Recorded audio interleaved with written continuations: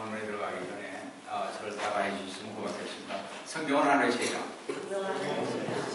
그래서 성경을 가까이 하면 세상이 멀어지고 성경을 멀리하면 세상이 가까워집니다. 오늘도 주님 안에서 여러분과 함께 은혜의 말씀을 나누려고 하는 것은 아까 공격해 올린 하나님의 말씀 킹제임스 성경 갈라디아서 4장 19절에서 31절로서 갈라디아서 강의 18번째 두 언약이라는 제목으로 이 시간 같이 은혜를 나누려고 합니다. 옛날에 한 왕이 있었습니다. 어느 임금님이 온 나라 곳곳에 보고를 했습니다. 섣달은 별이 빛나는 날인데 각자가 별을 받을 그릇을 만들어라. 그 그릇에 별을 담아 그 그릇에 별이 살게 하도록 그릇을 만드는 자는 큰 상을 주리라고 보고를 온 나라에 내렸습니다. 사람들은 너나 나도 별을 담을 그릇을 만들기 시작했죠. 서로 더 훌륭한 그릇을 만들기 위해 재료 경쟁이 치열했고 솜씨 싸움이 정말 볼만했습니다. 우리가 이렇게 종을 만들 때처럼 주물로 그릇을 만드는 사람, 또 대리석으로 만드는 사람, 또 어떤 발전은 몇백 년 된 향나무를 토굴에다가 만들기도 하고 도자기를 만드는 사람도 있고 금과 은으로 만드는 사람도 있었습니다. 그리고 그렇게 만들어진 그릇에다가 도금을 하고 페인트 칠을 하거나 문양을 넣기도 하고 비단을 정말 깔고 향수를 뿌리고 야단이었습니다. 사람들은 감나가고 화려하게 하면 그릇이 살아있는 별을 담을 수 있을 것이라고 생각을 했습니다. 자, 드디어 별 담은 그릇을 심사하는 날이 왔습니다. 맨 처음 주물러 만든 그릇에 임금님이요 자기 가슴에 단 별을 하나 꺼내어 그릇에 넣어 보았습니다.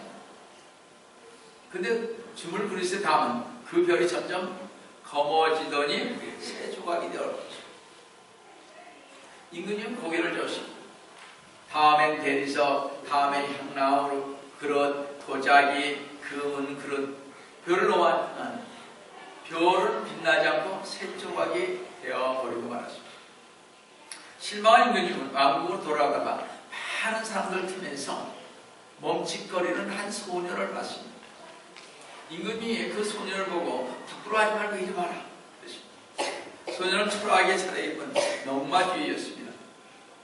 소녀는 날마다 쓰레기를 치우며 차마 버리기 아까운 헌나무를 주어 정성껏 성실껏 몰질하여 구유를 만들고 조각천을 더덕더덕 정성스럽게 붙여서 밑에 깐 다른 그릇에 비하면 아주 볼품없는 아주 작은 그릇을 담고 있었습니다. 임금님이 그 그릇 속에 별을 넣었을 때 갑자기 별이 숨을 쉬고 거룩한 아기로 변하는 것이었습니다. 임금님은 기뻐 소리치면서 이리들 와라. 이 가난하고 볼품없는 소년의 귀에서 기적이 일어납니다. 이 가난하고 볼품없는 바로 이 소년의 귀에서 말입니다. 바로 구유의 모습이 중요한 것이 아니라 구유의 정성스러운 마음이 중요합니다. 형식적으로 만든 구유에서는 인형처럼 죽은 별이지만 정성껏 성실한 마음에 비해서는 별이 살아 움직이는 것이다. 이 태어남은 진짜인 것이다 라고 임금은 말했습니다. 자, 과연 우리는 오늘 지금 어떤 아기 예수님 담길 그릇을 만들고 있습니까? 우리 마음, 우리의 행동입니다. 우리가 만든 구에는 과연 생명의 예수님이 태어날 수 있습니까? 여러분들 마음속에 여러분들이 지금 하고 있는 이 행동 속에서 여러분, 진리의 말씀만 듣고 가만히 있으면 아무 소용이 없습니다. 천사가 목동들에게 아기 탄생 소식을 전하고 갈 때 목동들은 그 소식을 듣고 난 후 가만히 있지 않고 아기 예수님을 찾아 나섰을 때 아기 예수님과 그의母亲을 만났다고 했습니다. 우리는 목동들처럼 아기 예수님을 찾아 나섰을 뿐만 아니라 아기 예수님께서 나신 만한 구유를 만드는 것이 성도의 신앙 행위일 것입니다.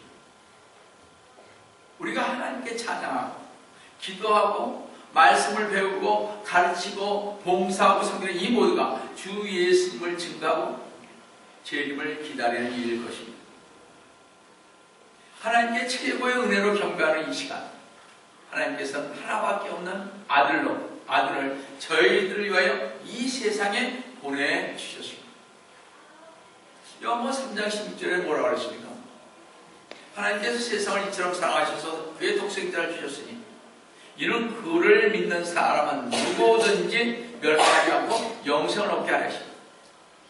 참 중요한 구절이죠.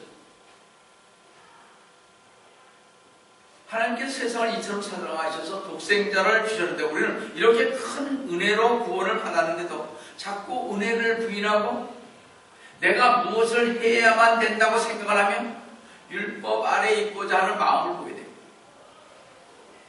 아까 농마주의처럼 은혜로의 그릇을 만들지 않고 형식적으로 아무 뜻 없이 자신을 나타내기 위해서 그릇을 만듭니다.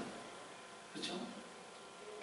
이렇게 많은 성도들은 하나님의 은혜를 알지 못하고 자꾸 옛날이 그리워서 옛 성품으로 자꾸 가려고 합니다. 옛 성품이 좋지 않아요. 그렇죠? 하고 싶은 대로 할 수 있습니다. 성도 여러분, 옛 성품은 어떤 은혜의 역사로도 뿌리채 뽑히지 않습니다. 어떤 성도들은 자기가 가지고 있는 그 옛 성품을 가지고 무덤에까지 갑니다. 고치려고 그러지 않습니다. 화를 내는 걸 우리가 자주 보게 되죠. 저도 좀 그렇습니다만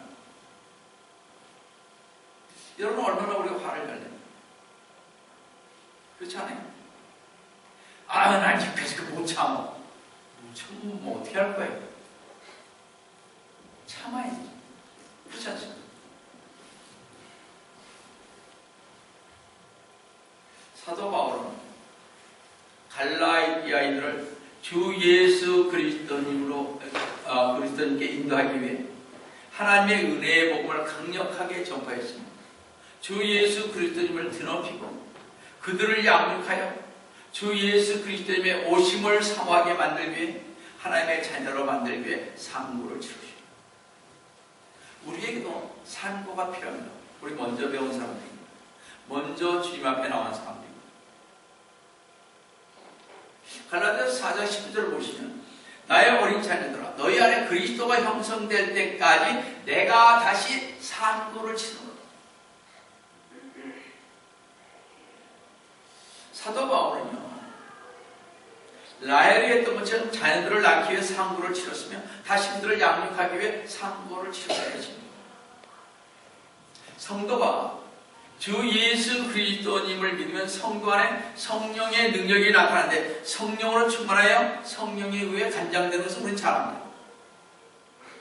그래서 성도는 계속해서 성령의 열매를 맺게 되죠. 시편 1편에 그래서 참 중요하죠. 시편 1편. 그렇죠? 왜 시편 많은 것 중에 그 1편에 거기 나오는 거예요. 자, 영적으로 열매를 맺는 사람들에게는요 기꺼이 박해를 맞이할 것이며 이러한 성도는 긴박한 위험 속에 있고 로마 8장 28절의 말씀인 우리가 알거니와 하나님을 사랑하는 자들을 곧 그분의 목적에 따라 부르심을 받은 자들에게는 모든 일이 한적하여 서는 일이라는 말을 주장할 수가 있습니다.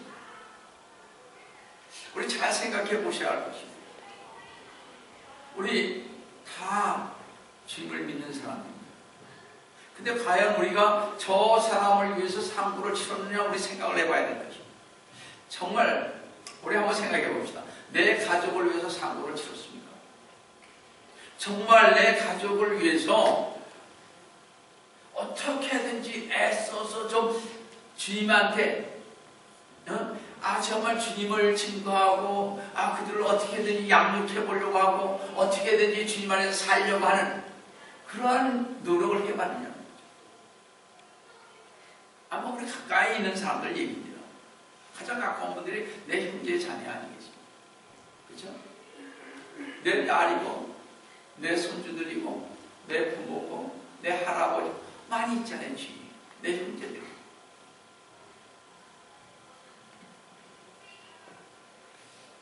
가만히 잘 생각해 봐야 할 것입니다. 제가 늘 말씀드립니다만, 잘 보세요. 어떻게든지 상구를 치는 사람들은요, 하나님의 말씀을 담대히 사도행전 4장 31절처럼 이렇게 선포할 것입니다. 그들이 기도를 마치자 그들이 함께 모여있는 곳이 진동하더니 그들이 모두 성령으로 충만하여 담대하게 하나님의 말씀을 선포한다.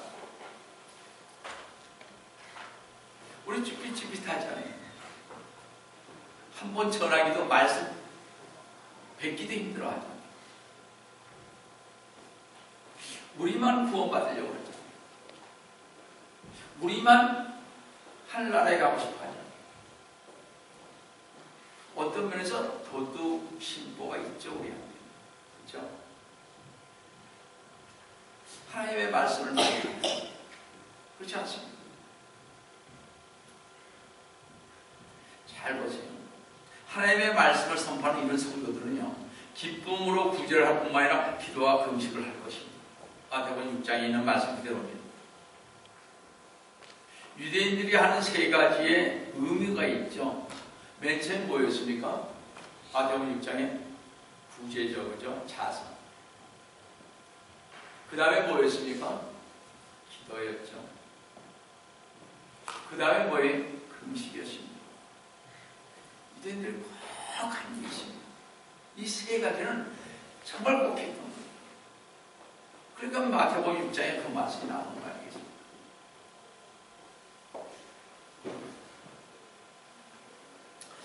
그런데 사도 바울은 갈라디아인들의 상태에 대해 깊이 의심했는데요. 갈라디아서 4장 20절에 보시면 내가 지금 너희와 함께 있으려 하고 또 나의 어조로 바꾸고자 하면 내가 너희에 대해 의심이 있습니다. 의심한다 그랬습니다. 사도 바울은 갈라디아 성도들에게 충분히 표현하지 못함으로 말미암아 갈라디아인중 많은 사람이 구원받았는지에 대해 의심을 가졌다 그랬습니다. 갈라디아서 5장 4절. 갈라디아인들이 자꾸 은혜를 부인하고 내가 무엇을 해야만 된다고 생각하면 율법 아래 있고자 하는 마음을 갖고 있는 성도들에게 본문 갈라디아서 4장 21절에서 율법 아래 있고자 하는 너희는 내게 말하라. 너희가 율법을 듣지 못했냐 말하면서 율법 아래 있고자 하는 갈라디아인들에게 또한 우리들에게요, 사도 바울은 두 언약을 제시하고 있습니다. 잘 들어보셔야 할 것입니다. 내가 신앙생활 하면서 하나님 율법의 언약, 즉 구약 성경에서 가장 중점적으로 말하는 율법의 언약과 또 하나는 은혜의 언약인데, 주 예수 그리스도님께서 이 세상에 오심으로 말미암아 이 세상에 밝히 드러나는 은혜와 사랑을 오늘 본문에서 말씀을 하고 있다는 사실입니다.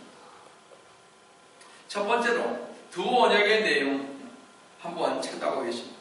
사도 바울은요, 율법과 은혜의 뚜렷한 차이점, 이것들이 서로 혼합될 수 없음을 나타내 보이기 위해서 갈라디아 교회 성도들에게 역사적인 한 사건, 이스라엘의 역사로부터 사건을 언급하고 있습니다.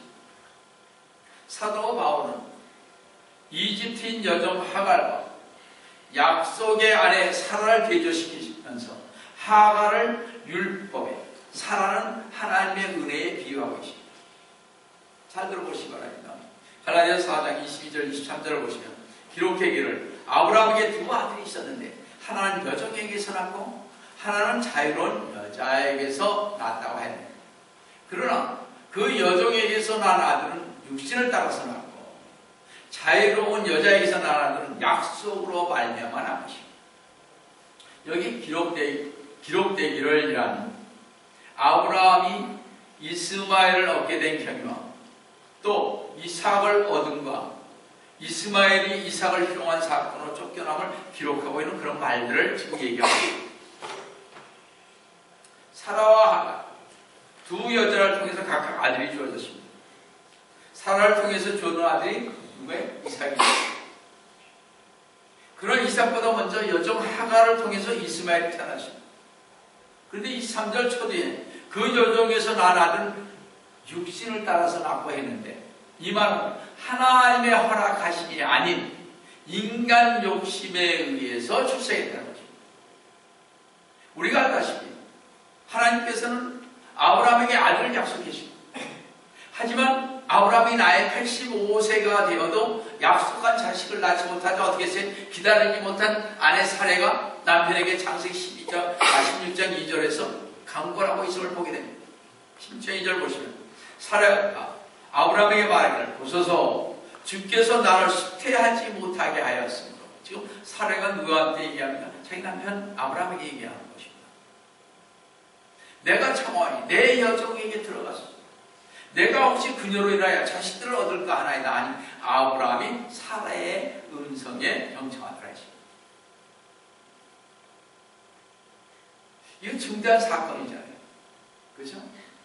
근데 우리도 중대한 사건, 저도 마찬가지입니다만 어떤 중대한 사건이 있는데도 하나님 앞에 기도하지 않고 우리의 지식과 경험과 이런 사람들 말을 듣고 하게 되는 것을 많이 보게 됩니다. 그렇죠? 사라의 충고를 받아들여 아브라함은 인간적 방법과 노력에 의해서 아들을 얻었으니 그가 바로 이스마엘인 것입니다. 그래서 이스마엘은 육신을 따라서 낳았다는 것입니다. 그래서 그 아들은 하나님이 기뻐하지 않으셨습니다. 그러므로 성도 여러분, 우리가 무슨 일을 해도 어떤 일을 해도 심지어 교회 봉사를 해도 인간적인 방법과 생각과 노력으로 하는 모든 것은 하나님이 기뻐하시지 않는다는 것입니다. 문제는 우리가 하나님의 말씀의 약속에 근거해서 하나님이 원하시고 기뻐하시는 방법대로 하는가 하는 것입니다. 하나님의 약속을 성취케 하는 방법은요, 육신적인 방법이 아니에요. 오래 참음의 믿음의 방법만이 성취시킨다는 사실입니다. 그래서 아브라함이 육신적으로 노력해서 아들 이스마엘을 얻었지만 하나님의 때가 되니까 하나님의 계획과 방법대로 사라 나이 90세 때 그리고 아브라함의 나이 100세 때 아들 이삭을 낳게 됩니다. 생각은 이삭은 이스마엘처럼 인간적으로 얻어진 아들이 아니라 하나님이 약속하셨기 때문에 하나님의 방법으로 하나님 때에 얻어진 아들인 것입니다. 우리는 여기서 율법의 언약과 하나님의 은혜의 언약의 대조됨을 볼 수가 있습니다. 하가를 통해 이스마엘을 얻은 것이 인간적 방법과 계획과 노력과 그 행위로 자식을 얻은 자기의 행위로 구원을 얻으려는 쉽게 얘기해서 인간의 행위를 상징하는 율법적 언약이라는 것입니다. 쉽게 말씀드릴게요. 육신적인 것은 뭐냐? 자기 행위로 내가 뭘 이걸 잘했으니까 아까 말씀드린 교회에 내가 열심히 나가니까 열심히 내가 교회 얘기를 듣고 구제를 많이 했으니까 나는 하나님 나라에 갈 거야. 내가 지금 당장 죽으면 천국 가실 확신이 있습니까? 해도 그 말은 관계없어요. 아주 그 교회 나가잖아요.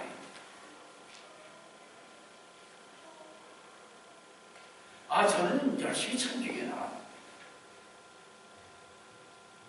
저는 어느 장로교에 열심히 나갑니다.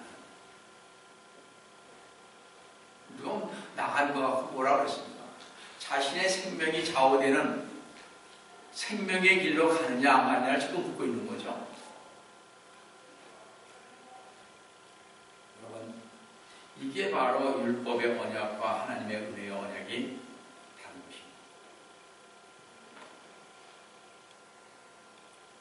이삭은요, 하나님의 약속하시는 말씀을 통해서 하나님의 때가 되었을 때 얻은 아들입니다. 그러니까 이삭은 하나님이 약속하셨고 하나님이 말씀하셨기 때문에 하나님의 말씀대로 태어난 아들인 것입니다. 그러므로 사라를 통해서 얻어진 이삭은 하나님의 말씀의 근간 믿음을 가지고 구원을 받은 은혜의 언약을 상징하는 것입니다. 자, 그럼 두 번째로, 그럼 두 언약을 한번 비교해 보겠습니다. 사도 바울은 하갈과 사라, 또 이스마엘과 이삭 두 아들을 소개했는데, 이제 여기서는 두 언약, 즉 시내 산에서 주신 율법의 언약과 갈보리 산 위에서 확정된 언약의 은혜의 언약을 지금 말씀하고 있는 것을 여러분 한번 다시 한번 보시게 될 것입니다. 참 중요한 말씀입니다. 아무리 봐도 여러분들이 이 설교를 못 들으면 이거 잘 해석할 수 없습니다. 갈라디아서 4장 24절 25절 보세요. 이것들은 비유니 이들은 두 언약이라. 하나는 시내의 산으로부터 종을 낳은 자니 이는 하갈이라 했습니다. 이거 해석하기 힘든 장면입니다. 25절에 하갈은 아라비아에 있는 시내 산이니 지금의 예루살렘과 같아서 그녀는 자기의 자녀들과 더불어 종로로 다 나가고 있습니다. 시내 산에서 주어진 율법은 사람을 자유케 하는 것이 아니라 오직 종노릇하게 만드는 것뿐이라고 말하면서 지금의 예루살렘에 해당된다고 말했습니다. 한때 예루살렘 성은 유대인의 자랑스러운 수도로서 위대한 다윗 왕이 시가 했었던 것이고, 솔로몬 시대는 10개의 선망의 대상이 되었던 것이고, 성전이 있던 것이었으나 지금은 이방 나라인 로마의 그 종노릇하고 자유를 빼앗긴 것이며 이교도 로마의 총독의 지배를 받는 것이 되어버린 것이 바로 지금의 예루살렘입니다. 그리고 율법주의자들의 중심지요. 율법주의에 얽매여 율법의 종로를 타면서 복음을 배격한 그런 곳이었던 것이 바로 예루살렘입니다. 그래서 율법에 얽매인 예루살렘에 향하여 주 예수 그리스도님께서 탄식을 했죠. 말씀하시기를 누가복음 13장 34절에 정말 예루살렘을 위해서 탄식하셨어요. 오 예루살렘아 예루살렘아, 선지자들을 죽이며 너에게 보낸 사람들 돌로 치는 자야. 암탉이 자기 병아리들을 날개 아래에 함께 모으듯이 내가 얼마나 자주 내 자녀들을 모으려고 했느냐. 그러나 너희가 원치 아니하였다 라고 탄식했습니다. 우리도 전도를 얼마나 했습니까? 물론 어떨 때는 이렇게 실망할 때도 있습니다. 제가 10년 동안 나와서 해봤지만 실망할 때가 많죠. 뭐 대답도 안 하니까요. 얼마나 우리가 그들을 위해서 애쓰고 어떻게 하든지 주님의 품 안에 안기게 하려고 우리가 얼마나 노력을 했습니까? 우리로 하여금 자꾸 실망하게 만들죠. 그죠? 여기 전도해 보신 분들은 다 알잖아요. 형제들을 위해서 우리가 얼마나 애를 씁니까? 저 한국에 가면 날마다 형제들, 우리 선주들 얘기하는 것입니다. 그런데 다 컸으니까 우리 형님 애들 또 조카들 불러놓고 얼마나 우리가 애를 쓰니 안타깝잖아요. 얼마나 우리가 실망이 많습니까? 우리 주인이 예루살렘에 왔었을 때 그들이 주 예수 그리스도님을 몰라보시고 그들이 몰라보고 어떻게 했습니까?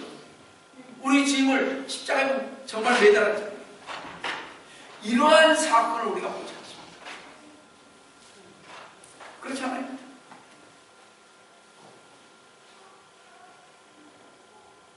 여러분, 하갈은 율법의 얽매인 지금 있는 예루살렘이라면 사라는 위에 있는 예루살렘이라고 보면 갈라디아 4장 26절에서 말하고 있습니다. 위에 있는 예루살렘은 자유로우니 우리 모두의 얽매라 했습니다. 위에 있는 예루살렘은 히브리서 22장에서는 살아계신 하나님의 도성인 하늘의 예루살렘이라고 했습니다.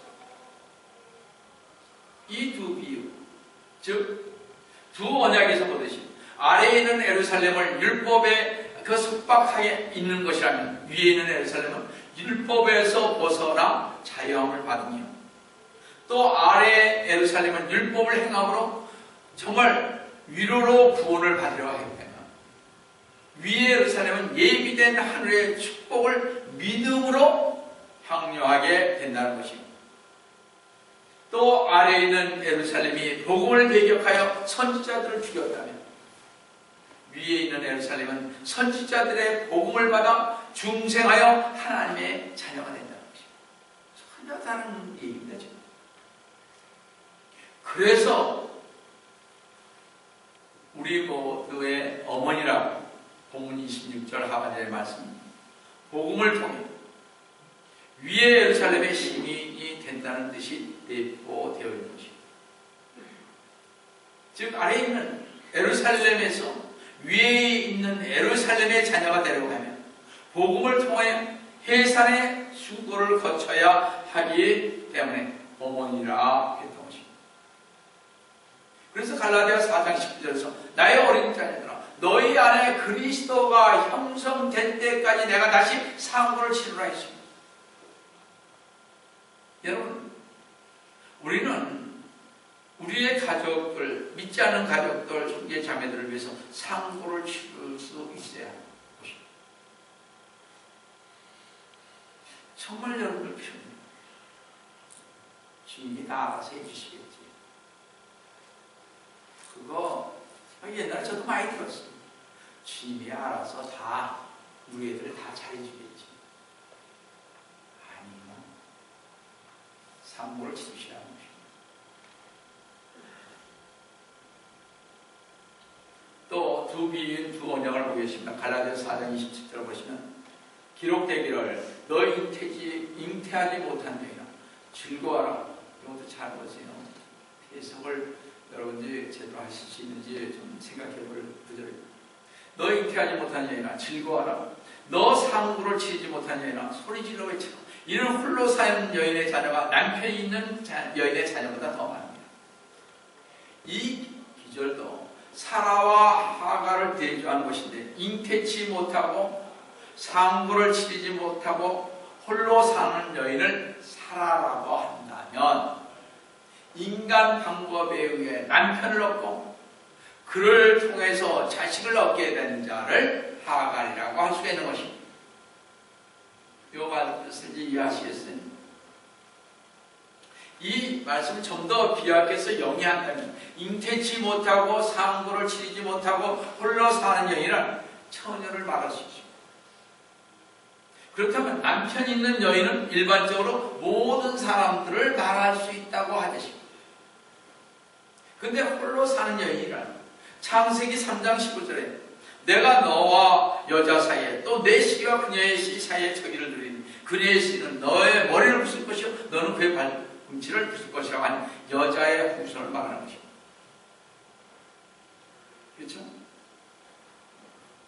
세상의 모든 사람들은 그 아버지의 자손들이지만 오직 한 분 주 예수 그리스도님만이 홀로 사는 여인 즉 여자의 후손이었으니 마태복음 1장 23절에 보라 한 처녀가 잉태하여 한 아들을 낳으니 그의 이름을 임마누엘이라고 하십니다.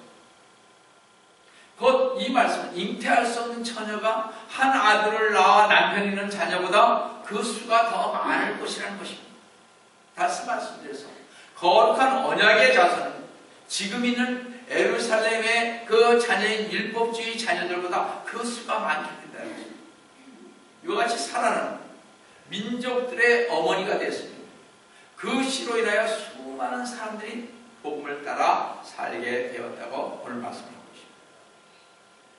세 번째로 이제 성도들은 이삭과 같이 은혜의 약속의 자녀들이며 이 세상에서는 핍박을 받게 되는 전국적으로 하늘나라를 유업으로 갖게 된다는 것입니다.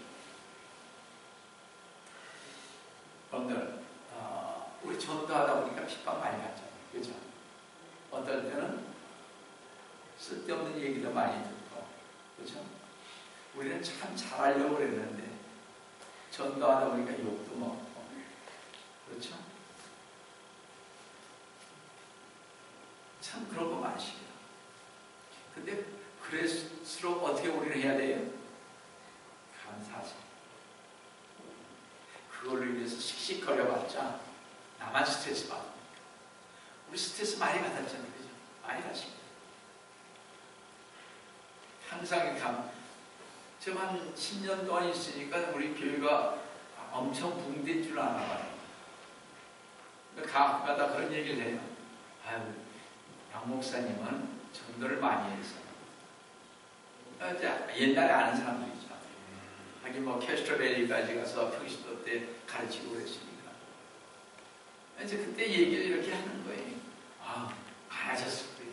상황에서 제일 큰 거예요. 제일 작은 거예요. 그래서 하는 얘기가 전도하니까 많이 와요. 어떤 사람은 아유, 우리 목사님 회개 많이 하셔야 되겠네. 기도 많이 하셔야 되겠네. 그런 얘기 많이 했습니다. 왜냐하면 성도 없으니까. 어떤 교회는 가만히 있어 들어오는데 그런 분이 난 기도 엄청 많이 한 줄 믿습니다. 또 목사님. 저보다도 금식도 많이 하고 성령 충만한 분이라고 저는 생각을 해요. 왜냐하면 그 교회는 몇백 명씩 됩니까? 그럴 때 어떤 때는 있잖아요. 참, 그런 질문을 많이 받습니다.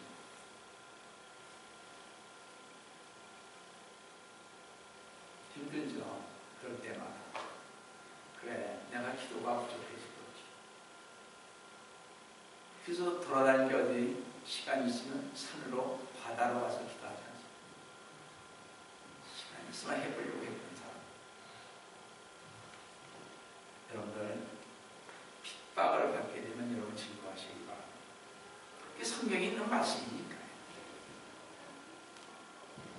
뭐 얼마나 편하겠습니까만. 우리 갈라디아서 4장 28절 보시겠습니다. 형제들아, 이제 우리는 이삭과 같이 약속의 자녀라.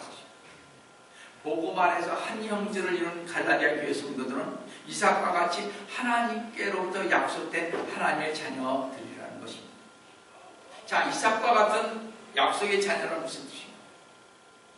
이 말씀은 이삭은 하나님께서 믿음의 조상 아브라함에게 약속한 것에 그 약속한 때에 약속을 이행해서 낳은 아들이라는 것입니다. 하나님께서 아브라함에게 약속하시길 창세기 17장 1절에 뭐라 했습니까? 아브라함이 90세였을 때 주께서 아브라함에게 나타나셔서 그에게 말씀하십니다. 나는 전능한 하나님이라 내 앞에서 행하라. 그리고 너는 완전하라. 내가 나와 너 사이에 내 언약을 세우며 너를 심히 번성케 하리라고 약속했습니다. 이 약속을 아브라함은 믿지를 못했습니다. 하나님께서는 그 언약대로 사라로 하여금 이삭을 낳게 하였습니다. 그렇지만 우리 창세기 21장 2, 3절을 보시면요, 사라가 임신하여 늙은 나이에 아브라함에게 아들을 낳으니 이는 하나님께서 그에게 말씀하신 정하신 대로 3절에 아브라함이 그에게 태어난즉 사라가 그에게 낳은 아들의 이름을 이삭이라고 불렀더라고 하십니다. 이것은 아브라함이 약속의 아들을 얻게 된 것입니다. 이 약속의 자손을 얻게 되니 집안 문제가 일어나기를 시작을 했죠. 그죠? 이스마엘은 이삭이 태어나기까지는 집안에서 아무 문제를 일으키지 않았습니다. 그렇죠? 이삭이 점점 성장에 따라 이스마엘은 이삭을 질투하여 그를 핍박하기를 시작했습니다. 이 일은 아브라함 가정의 위기를 몰고 왔고, 또한 이 일은 아브라함의 두 아들 곧 이삭과 이스마엘의 후손들에까지 큰 영향을 미치게 되어 지금까지도 이스마엘의 자손인 아랍 족속과 이삭의 후손인 이스라엘 족속은 줄곧 반목하고 싸우고 있는 것을 우리는 압니다. 여러분, 우리도 주님으로부터 부름을 받은 사람입니다.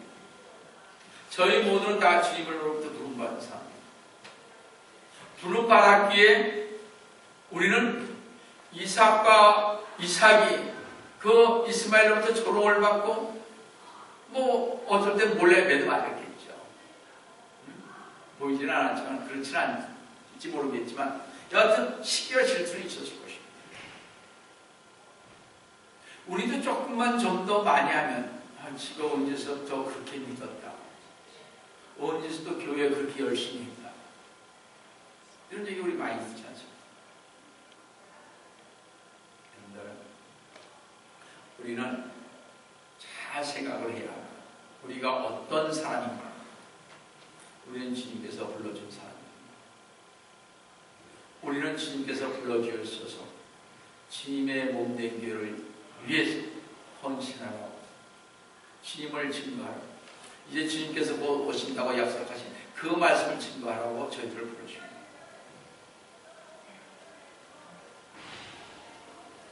우리 박해 받을 수 있습니다. 그래서 갈라디아 4장 29절을 보시면요, 그런데 그때 육신을 따라 난 자가 성령을 따라 난 자를 박해하였던 것처럼 지금도 그러하던가 그러십니다. 지금 이 시간에도 육의 사람인 세상 사람들은 성령의 사람을 핍박하고 있음을 우리는 너무나 잘 압니다. 아니 그렇습니다. 주 예수 그리스도님께서 그의 나으심부터인 헤롯 왕의 핍박으로 시작해서 핍박 가운데 복을 전하고 핍박으로 인해서 십자가에서 돌아가셨죠. 하물며 우리 예수님도 그랬죠. 제자들도 다 그랬죠. 그 뒤에 나오는 속사도들, 그 제자들도 계속 그렇게 따라갔습니다. 우리나라도 옛날서부터 계속 핍박을 받아본 사람들이 피가 흐르고 있습니다. 최근에 일제시대 때만 해도 핍박을 받았고요. 북한에서는 완전히 없어졌지 않습니까? 거의. 이제 좀 들어갑니다만. 여러분들, 전부 다 핍박으로 시작해서 핍박을 받았습니다. 잘 보세요. 근데 기독교는요, 핍박으로 시작해서 핍박을 통해서 부흥을 가져왔고 핍박 중에 주님을 영접하도록 되어 있습니다. 그러니까 편안하니까 교회에 가면 내가 뭘 하면, 내가 좀 더 선한 일을 행하면 구원받는다고 생각합니다. No. 아니라는 것입니다. 여러분들, 주 예수 그리스도님께서 이 핍박에 대해 저희들에게 요한복음 15장 18절 19절에서 이렇게 말씀하십니다. 잘 들어보세요. 핍박이 없으면요, 나 자신을 한번 생각해 보시기 바랍니다. 편안한 생활 한 거죠. 그죠? 교회 가서 그냥 앉았다 오고 편안한 생활 하신 분들은 다시 한번 생각을 해 보시기 바랍니다. 핍박이 없다. 그건 자신이 편안하게 생활하는 것입니다. 교회를, 주님을 증거하지 않은 사람들이죠. 뭐 편안하게 있었으니까 누가 핍박을 하겠습니까? 유별나게 교회 생활을 안 하니까 핍박을 안 받죠. 유별나다는 게 뭡니까? 내가 주님 안에서 헌신하려고 노력을 하는 거 아니겠습니까? 왜냐? 은혜를 받았어요. 울며 불며 다니는 거 아니겠습니까?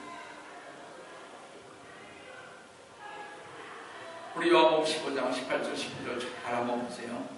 세상이 너희를 미워하면 그것은 너희를 미워하기 전에 나를 미워하는 것입니다.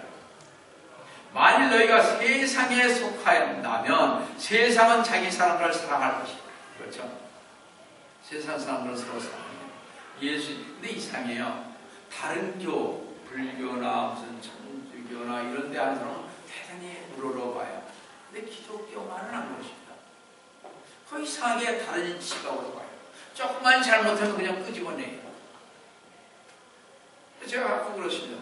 옛날 불교에서 저기 어디죠? 저기 정무사가 있는 거 뭡니까? 자꾸 잊어버렸는데. 그런 데에서 총싸움도 있었잖아요. 정당간의 싸움에 붙어서. 그런 건 뭐 저거 안 하고 우리가 만약 그랬으면 큰일 날 뻔했어. 여러분들 잘 보세요.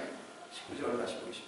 만일 너희가 세상에 속한다면 세상은 자기 사람을 사랑할 것이고 그러나 너희는 세상에 속한 자가 아니요 내가 너희를 세상으로부터 선택하니 이로 인하여 세상이 너희를 미워하느니라 하시오. 따라서 이 세상 사람, 성령의 사람들은요 함께 살 수 없는 것입니다. 은혜에 의해 구원받은 사람이 어찌 다시 율법과 함께 종노릇을 할 수 있겠습니까? 하는 것이 오늘 사도 바울의 질문인 것입니다. 우리는 그렇게 할 수 없는 것입니다. 따라서 우리는 율법을 멀리 내쫓아야 하는 것입니다. 그래서 갈라디아서 4장 30절 이렇게 말씀하고 있습니다. 그러나 성경이 무엇이라 말하니 여종과 그녀의 아들을 내어쫓으라. 이런 여종의 아들이 자유로운 여자의 아들과 함께 상속을 받지 못할 것이라고 하십니다. 여러분 잘 보셔야 돼요. 성경. 31절에 그러므로 형제들아 우리는 여종의 자녀가 아니라 자유로운 여자의 자녀입니다. 이제 우리는 하갈의 여종의 자녀가 아니에요. 사라의 자유로운 여자의 자녀인 것입니다. 다시 말씀드려서 우리는 이제 주 예수 그리스도를 믿음으로 율법의 종에서 자유함을 얻고 영적 자유함을 얻음으로 영원한 하늘나라를 유업으로 얻는 자들이요 자유하는 여자의 자녀들인 것입니다. 성도들, 우리 모두 성도들 이제 더 이상 율법의 저주와 율법의 지배를 받지 않고 하나님의 은혜 속에 산다는 사실을 인식하시면서 주님의 은혜에 감사하시기를 속히 하신 주 예수 그리스도님의 이름으로 축원드립니다. 사랑의 하나님 아버지, 주님의 은혜를 주시기로 감사를 드립니다. 저희는 주님 여종의 자유가 아닌 자유로운 여자의 자녀가 되십니다. 주님께서 저희들을 사랑하여 주셔서 저희들을 불러주시고 주님의 은혜에 사모하면서 가게 하시며 마지막 때에 주님의 재림을 증거하는 자녀들로 삼아주심을 주님 진심으로 감사를 드립니다. 보잘것없는 저희들을 불러주셔서 이 시대에 주님의 종으로서 주님의 자녀로서 주님의 일을 하게 하시고 주님의 길을 예비하는 정말 침례의 요한처럼 우리 주 예수 그리스도님께서 다시 오마 약속하신 그 약속의 길을 예비하는 울퉁불퉁하고 꼬불꼬불한 그 길을 주님의 뜻 안에서 인도하는 정말 그것을 곱게 만드는 주님의 길을 예비하는 저희들이 될 수 있도록 도와주심을 감사를 드립니다. 오늘도 주님께서 저희와 함께 해주심을 감사하며 주 예수를 받도록 가는 기도 드립니다.